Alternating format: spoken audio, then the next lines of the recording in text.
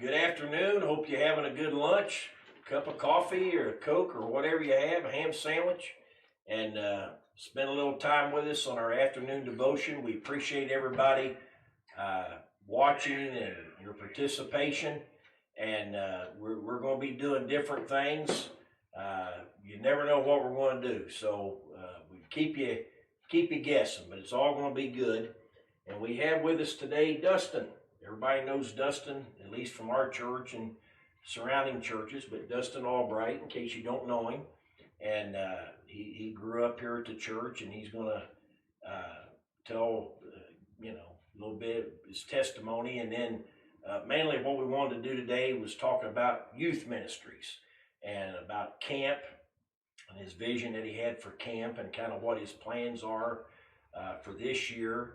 And it's just going to be a general override of every part of camp mainly and youth ministry. So if there's anyone from a church that's watching today that you're not involved in a camp and it's something that you're interested in, or you are involved in a camp and you've been thinking about making a change, we'd like you to listen today and consider the camp, and Dustin's going to be telling more about that and his heart for the Lord and his heart for the ministry. So we're going to have prayer, and we're going to get right into it today. So let's go to the Lord in prayer. Dear God, we're thankful today for what you've done for us.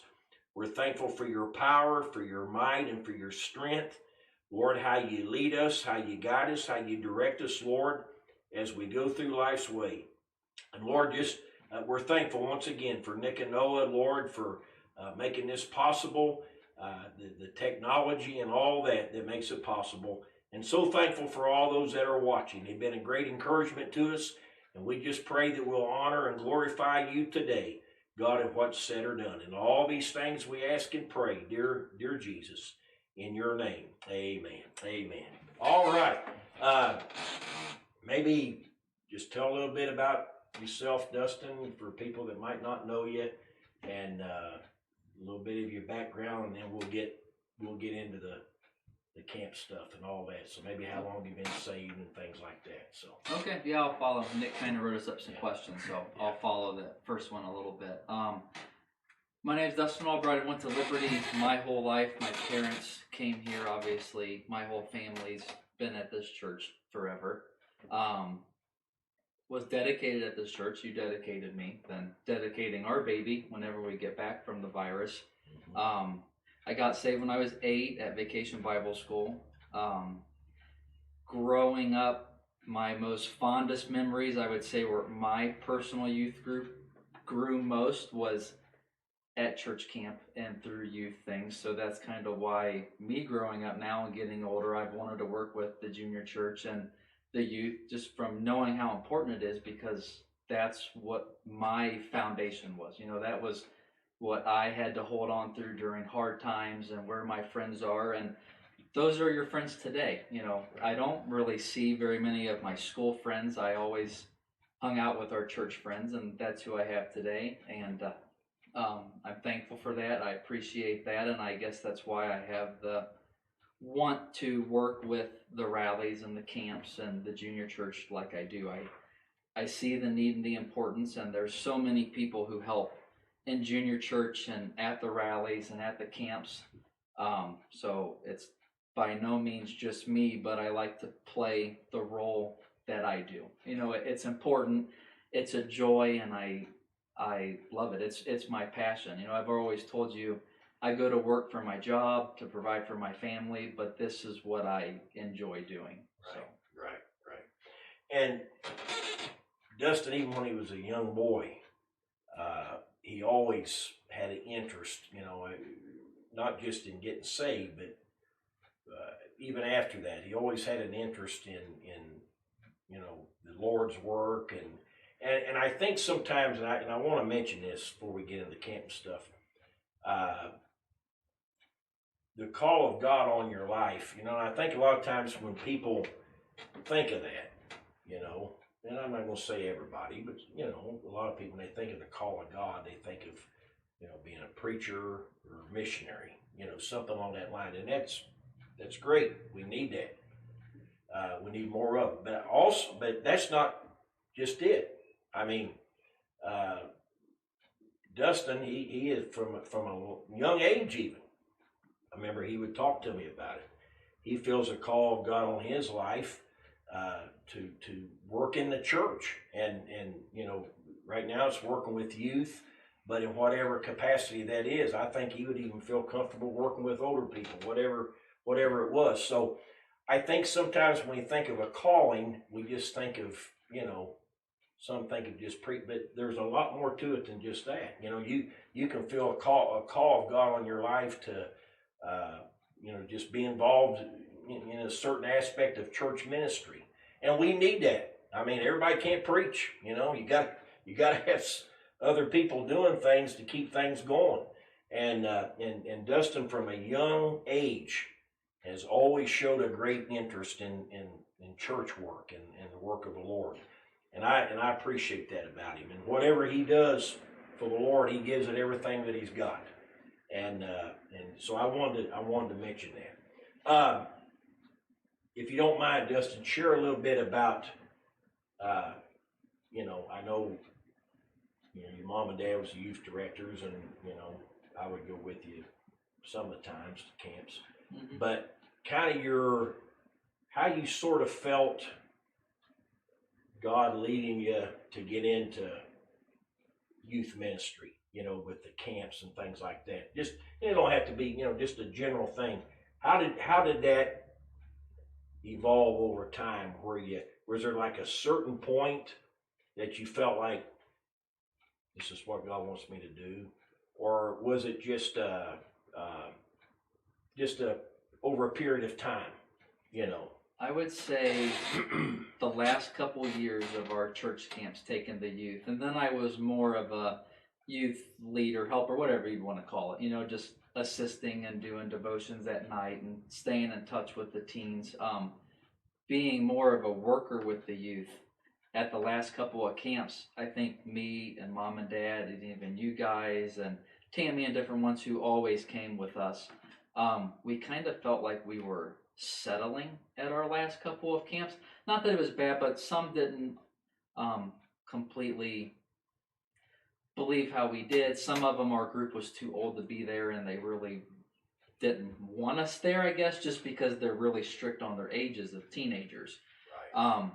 So going through those years of just feeling like we were just desperate trying to find something, then we started switching to conferences, and they're good, and they have their role and their part, but there's something special about a camp where you're bonding with those other churches throughout the whole week and not going to your hotels, going to theme parks, and you're staying with your own group all day and then coming together for service. Right. So I think it was just missing that camp feel, and I felt like we should start our own camp, and I'm thinking, well, who should do it? Because I'm not a stand in the pulpit and being a spokesperson. That's just not what I'm comfortable with. It's not what I do. And it's like, okay, well, who could I help start a church camp, and it could be their camp?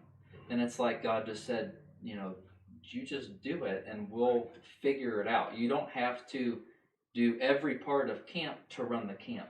Right. So with that, I prayed about it.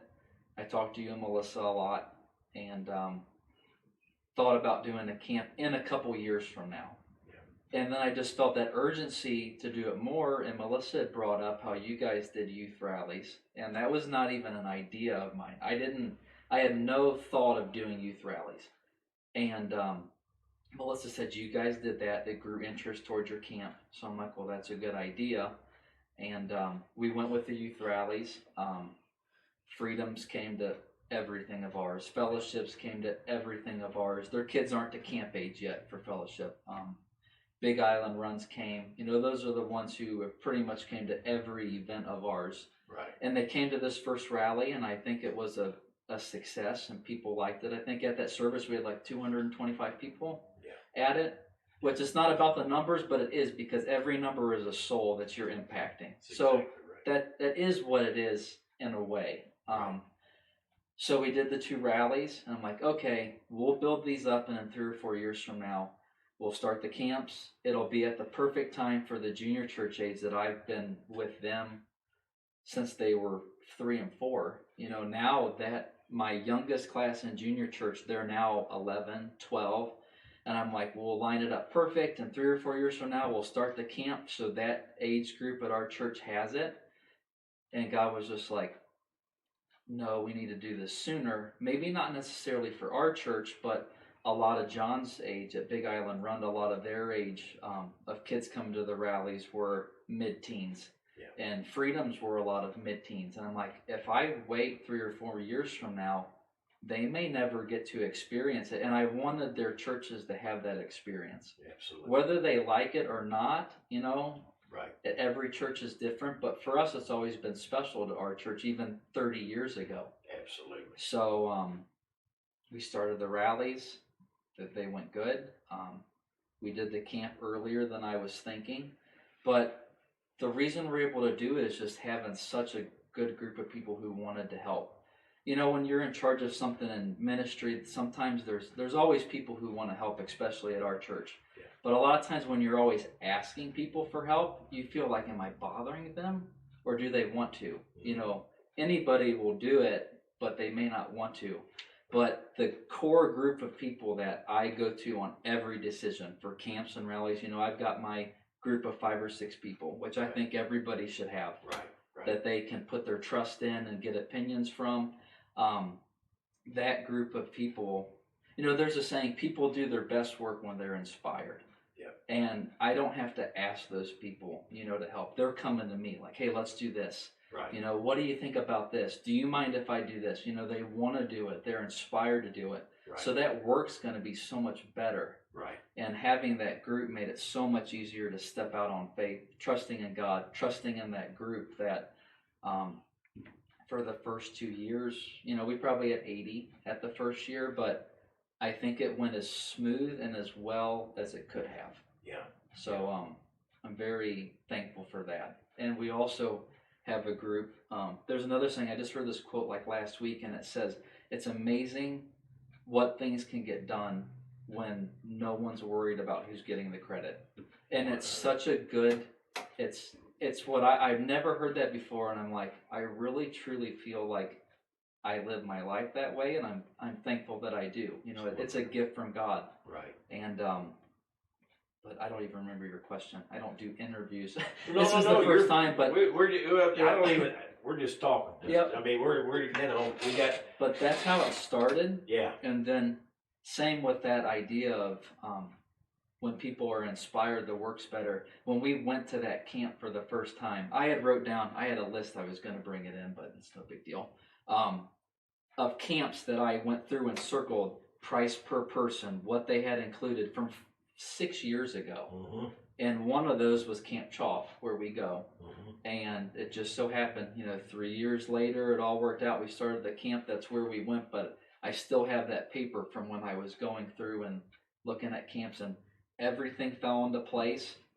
And I told people that I was going to go visit the camp that Saturday. Yeah. And you came and Melissa came, and I don't remember everyone who come, but even John Larison came up for it, and John Larison's dad came. Yeah. Some of the younger ones, Dad, I think Mike Hunter came. Yeah. You know, and it meant a lot to me because I didn't ask them to come. They were excited. They were inspired. They wanted to do it, and that's what makes it easy. You got to have people encouraging you to make big decisions that you don't feel comfortable doing. Right. You know, every day I think you should strive to encourage one person. Absolutely. If everybody did that, you know, absolutely, life would be so much easier. We was talking about Barnabas last week, and that's what he was known for. You know, and you know, since we started doing this stuff, it's just like, it's amazing. Why I listen, you know, you and then Linda a couple of weeks ago, things that come to my mind to ask or to mention while we're doing this. Mm-hmm. You know, it's just 2 things come to my mind where you was talking there. One of them, Brother Miller, he was a member of our church that passed away a few years ago. He always said, rejoice in your calling. Mm-hmm. I heard him say that over the years countless times, but it's true. Mm-hmm. You rejoice in what you're doing for the Lord, you know. And then another thing, you was talking about camp, the impact. And if there's anybody watching, well, if you're watching and you have been to camp, whether with our church or another church, it has lasting impact on your life. I mean, it's amazing what 1 week or part of a week, however long the camp is you go to, it's amazing the impact that it has on the rest of your life. And I think it's because you're just concentrating. Revivals are great, but this is like a 24-hour-a-day revival. You're doing nothing else but, and we get to that. I got so many things coming to my head. One of my favorite, loves the services, love the activities and all that. And it don't even matter. The food's usually pretty good, but it doesn't matter because you're so hungry anyway, you'll eat whatever, so the food's fine. But the quiet time with God, I love that, And one of the advantages over the years to go on all these different camps, and you hit on it there a little bit, you think about, and they all had good points, and some of them had some things you probably thought, well, that probably wouldn't work for us. Maybe it did for them, but not for us. But that was sort of a learning experience because you got to see some of the other camps. Okay, now that's something I'd like to try, or that probably wouldn't work for us. And you go on. But I remember, and you mentioned our church camp being a big part of our life.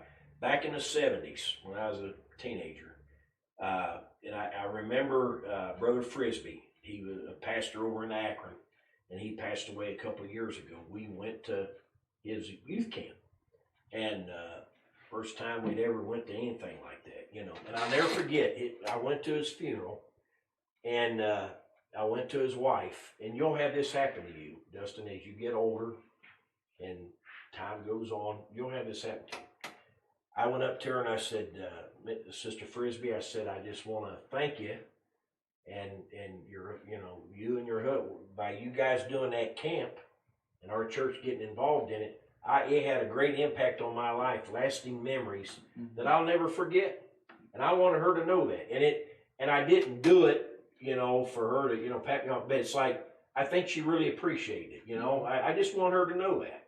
And you talk about encouraging people, I mean, she's probably in her 80s. But I and you'll have that happen to you. It's time, whatever you do for the Lord, I think that scripture said, your labor is not in vain. Your labor is not in vain. Just whatever, your labor for the Lord is not in vain. Whatever we do, what Nick's doing, that's not in vain. Doing it's all for the work of the Lord. And it's one. There's no greater work than that, is there? There's no greater work than that. I'm talking too much. You're supposed to be okay. Well, like you were saying, it's rejoice in your calling. I mean, the rallies and camp, that's not really a position in our church. I just kind of do them. But even like junior church, a lot of people get so caught up on a position or a title, and it doesn't matter. I mean, we really didn't have anybody doing junior church before me, and I was doing it before it was my job. You don't do it because it's a job or a title. I just did it, and then somebody put my name down for, hey, why don't you just be in charge of it? It's like, well, between Melissa and some of us, we kind of were, and it's like, yeah, if you want to put me down to be a title, that's fine, but I don't care to just do it. You just do it. It has nothing to do with a title. It doesn't matter. You know, it's just that work. Right. So Absolutely. So, talk a little bit about your background and your heart for the Lord and for, youth ministry and camps. And I want to make sure we get to this for you because time goes by quick. It's the quickest 30 minutes I've ever seen in my life.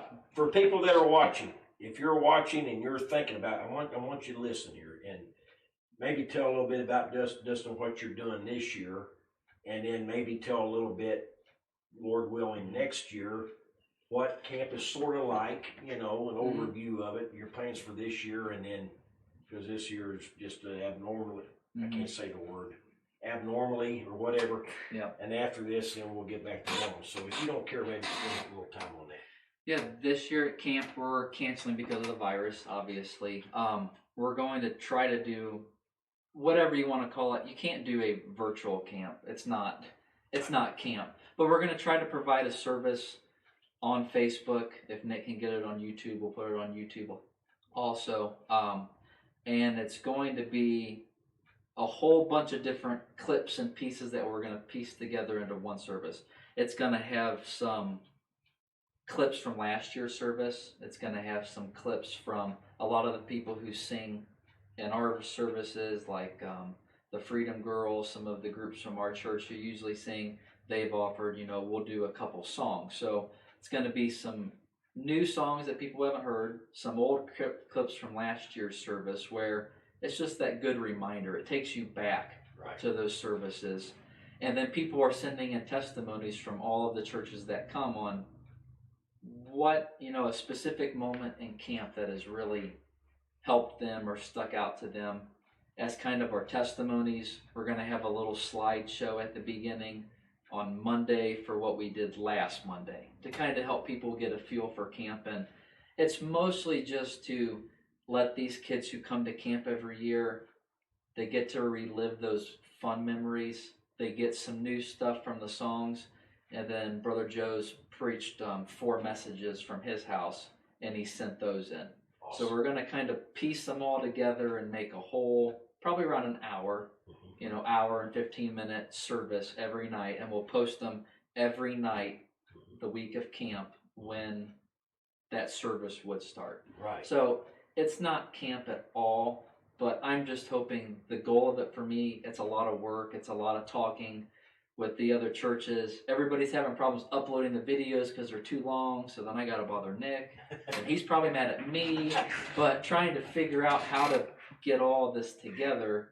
But my goal is that somebody might laugh and have a good memory from last year. Somebody might just have one word from Joe's message or from a testimony that can help them, especially during this is odd, weird times that we're not used to. Right. So I'm hoping, yes, it's a lot of work, but I'm hoping that it just helps somebody in a little way.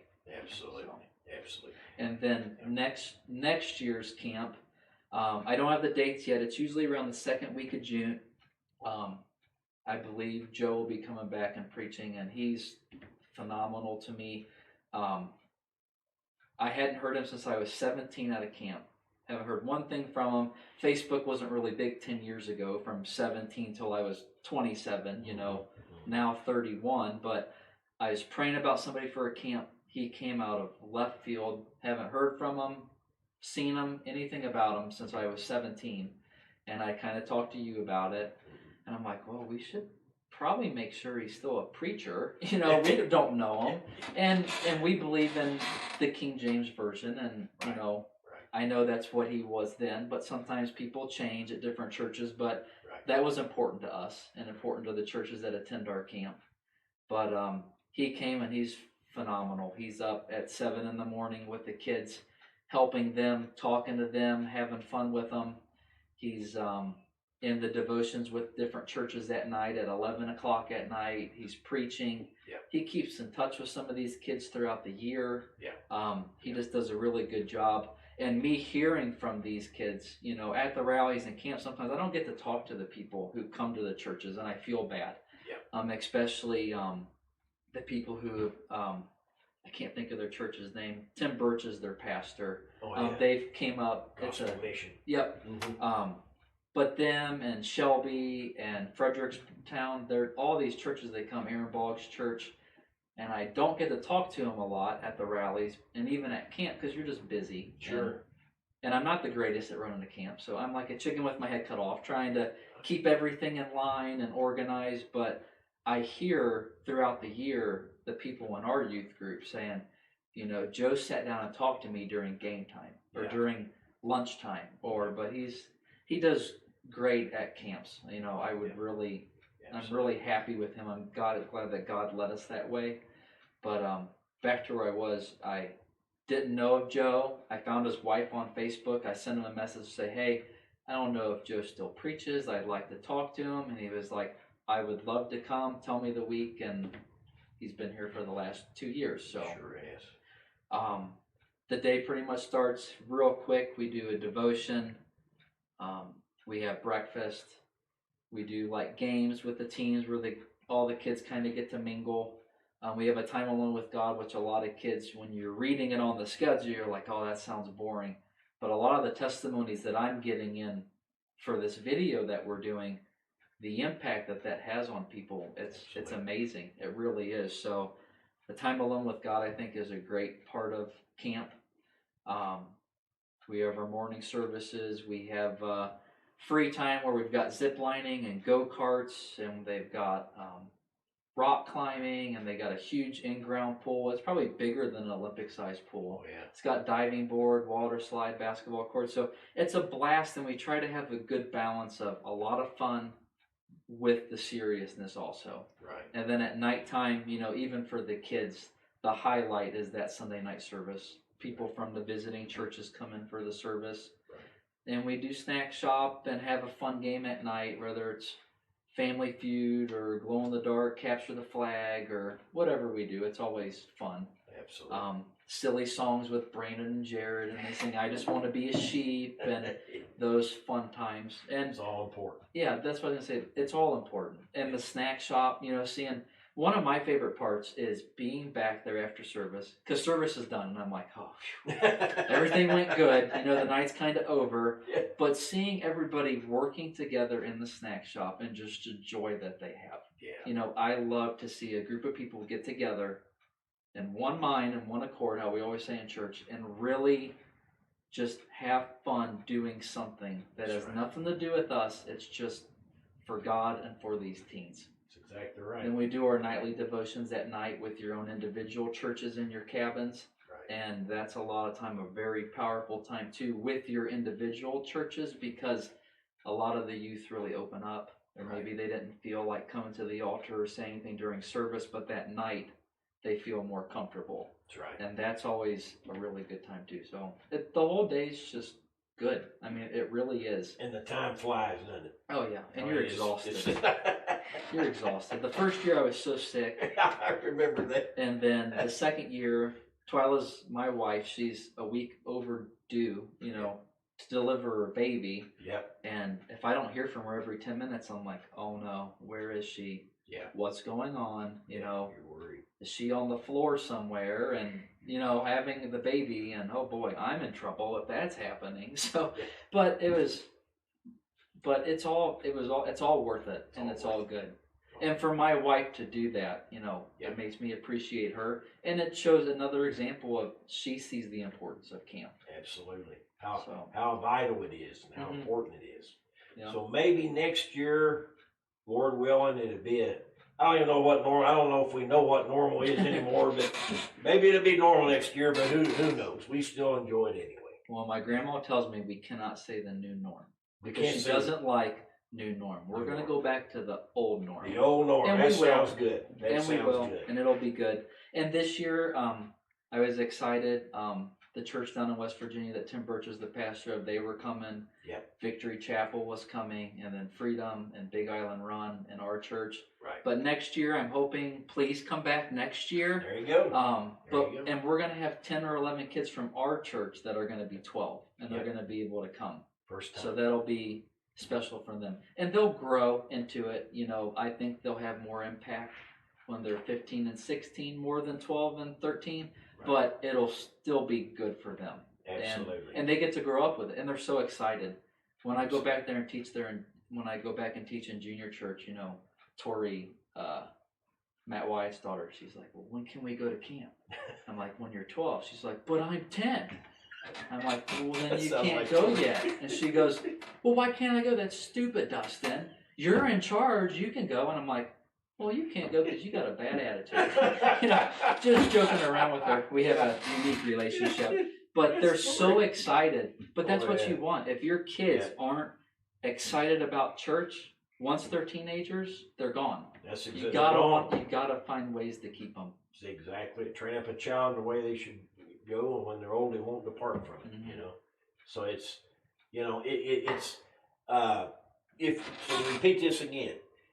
If you're interested in going to church camp and you're not going, please come.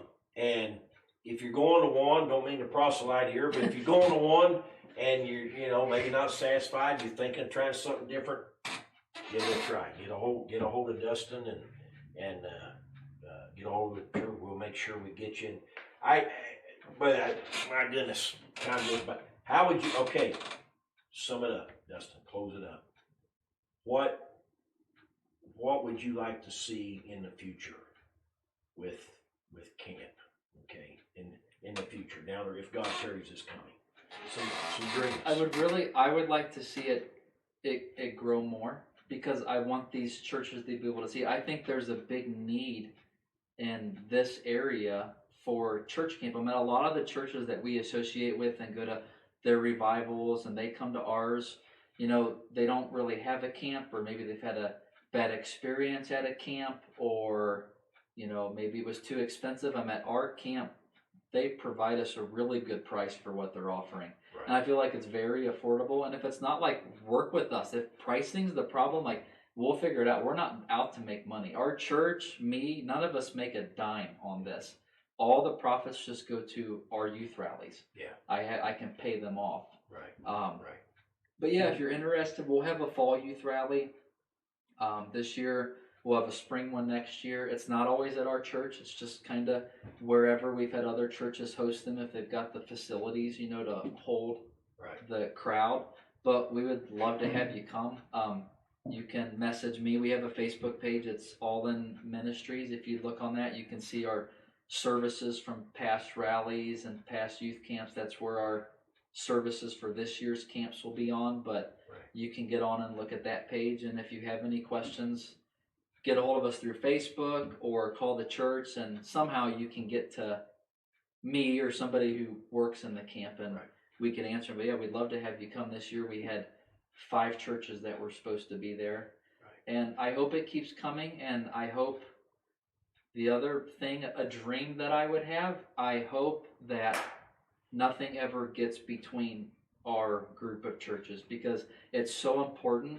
And Joe, the minister who came up, he was so in awe by the relationship between our churches. He said sitting there for the week, he couldn't even tell what youth group were with what church. Right. Because they're all so close. Right. And that's the way that's happened. It's from many different things, but I like to feel too, and kind of encourage myself to keep doing these things, is the rallies and the camps are a part of that, Right. And it's just a big family, and you'll feel comfortable. I had somebody send a video to me today on what they thought was important about camp, and I don't want to steal her testimony, but she said church camp, it was one of the youth leaders from the church, she said church camp is a safe zone for these kids. That's good. And they don't have it at school. Some of them don't have it at home, but they have it here. Amen. And it's enough to get you to the next youth rally, or to get you to that next church camp. You get enough from those events, to help getting you through. Plus your own churches, but having the rallies and the camp together, it's a unique ministry, because you get to go back and see all those friends that you missed from camp. Amen. And it just helps those relationships bond and get even closer. Amen. To close. You're the boss. You got 5 we went over time. I got today. a meeting at 2, but I'm good till then. Okay. I got to be in Clinton at 1, so I got Mom waiting on me out there. But anyway, to sum this up, to back up what Dustin said, one of the brothers from one of the churches in Cleveland was talking to him. It's been about a year ago, and it was during the games, and you better, it's a war zone in them games. You got to make sure your eyes are open. You might get hit in the head, but it's all fun. And we was talking about how much fun it was and how enjoyable. And I said, just think of this, brother. You come to camp, bring your church. It'll be like this 24 hours a day for a week. Mm-hmm. He just kind of looked at me, I was just trying. Said, just think of this joy that you have. You'll experience that for a whole week, and you have to experience it before you really understand it. And I've heard a lot of churches. If you're concerned about, I feel like our group is phenomenal on a new church come in and they just fit right in. Yes. And that's one thing. Another thing, a lot of people say, well, a church camp, what, you have classes all day and service all night. It is an absolute blast. You have a time alone with God for 30 minutes. We've got a morning devotion for 20 minutes. Right. We've got a little singing section for like a half hour in your service. I mean, 2.5 to 3 hours out of your day are, if you want to say, spiritually more related, but the rest of the day it's go-karts, zip lining, we've got archery tag, we've got paintball, we've got everything. We bring in the bubble soccers, they play those. Those are a blast. We try to get you in, but Yeah. he only goes with the girls. He goes in with the girls group, not the guys group. But it's an absolute blast. I mean, it is. There are not very many people. Yeah. Almost every youth that I grew up with and now, they have more fun at church camp than vacations. Yeah. And then you also have the spiritual side, and it just makes it a perfect week. And you're surrounded, it's like you said earlier, it's one big family. Whether from your church or not, you're surrounded by people that love you. Mm-hmm. And they'll pray with you, they'll talk to you about it's like one big family. It's just, you got to experience it. All right, we went over time, but Dustin, thanks a lot for coming. It wasn't that bad, was it? No. No, it's one of those things like, I'm honored that somebody would like to ask me a couple questions about something I do. Sure. Because a lot of times I belittle the things that I do. I mean, it's important to me. I don't think there's anything more important in the whole church than the junior church, because you're molding the next group. Preaching and to the adults, yes, that is there too, but a lot of adults, they're in a way, I don't mean this in a bad way, but they're kind of set in their ways. Mm-hmm. But back there, they're wanting to learn. So it is important to me. I'm honored that somebody else sees it as important. Absolutely. But I didn't want to get on. I was that close to saying, hey, Nate, you help a lot with the camps. You go talk to Cecil, because this isn't me. I'm the behind the scenes guy, and a lot of people have went through a whole youth rally day, and somebody asked me a question. They're like, well, who's in charge of this? We'd like to think. I'm like, well, I guess it's kind of me. I'm probably the one who called you, but I like being the behind the scenes guy, and I'll let Nate and Chad and all those people who lead service be up front. So you're doing fine, because you got it's in your heart, Dustin, and like I said, since you was a little boy, you've always had a heart for the Lord and for His work, and you've just been open whatever His call is for your life. Mm-hmm. And that's what it's all about. Yep, whatever He wants. That's exactly right. We'll do it the best we can with His help and absolutely people in the church. Absolutely. Thank you for watching, and we'll see you next week. All right, and don't forget, Sunday morning at 10:30, we're having service outside. It's supposed to be perfect weather. 11:30. Thanks for correcting me, Dick. 11:30. Thanks for correcting me. Yeah, and we put it on Facebook. We'll send out a one call. So thank you for watching. God bless you. Thanks, Dustin. Yep. Thanks. All right. Is that it? Thanks for correcting.